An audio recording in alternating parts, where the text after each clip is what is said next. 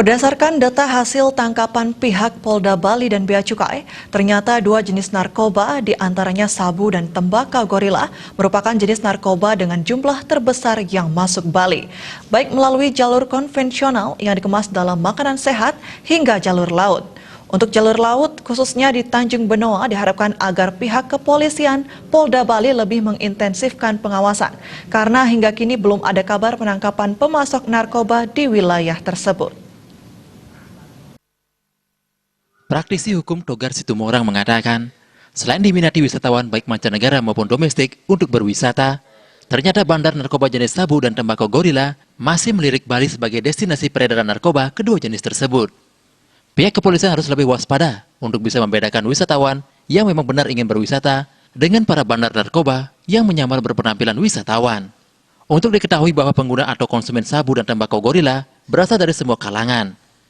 Bagi para pecandu sabu, sabu dipercaya bisa mendongkrak stamina untuk berbagai aktivitas hingga urusan diranjang. Menurut para pecandunya, mengkonsumsi tembakau gorila bisa menimbulkan efek halusinasi seperti zombie. Sabu dan tembakau gorila dikonsumsi dalam jangka waktu lama bisa menimbulkan gangguan kesehatan serius hingga mengakibatkan kematian. Diharapkan kepolisian dan Bea Cukai lebih memperketat dan mengawasi modus konvensional atau melalui kurir. Terkadang WNA bandar narkoba menikah dengan orang lokal dan melalui bujuk rayu si wanita mau menjadi kurir narkoba. Modus jalur laut melalui kapal ikan yang bersandar di Tanjung Benoa.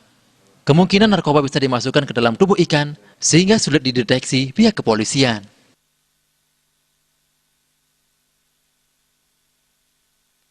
Tetapi yang harus kita waspadai saat ini, walaupun kita hormati, kita hargai bagaimana kerja keras daripada aparat hukum yang menangkap, mencegah, dan seterusnya itu, kalau kita tidak antisipasi di bagian laut, terutama dari kapal-kapal yang menyender, terutama dari luar negeri yang datang ke Bali, terutama yang turun di Tanjung Benoa, itu yang mengangkut ikan, itu juga harus diwaspadai.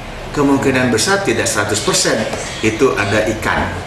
Mungkin di dalam lapisan-lapisannya itu ada jenis barang yang memang tidak diizinkan masuk, yaitu jenis narkoba sabu ataupun gorila. Ya, kita harapkan aparatur juga harus mengawasi kapal-kapal dari luar negeri, terutama kapal-kapal yang nyender di benua, secara teliti. Ditambahkan sampai saat ini, masih lemah pengawasan narkoba yang masuk melalui jalan laut di Bali. Hal itu diakibatkan belum adanya berita penangkapan yang dilakukan pihak kepolisian atau keberhasilan pengungkapan kasus narkoba yang dimasukkan lewat jalur laut. Gung Krisna, Bali TV.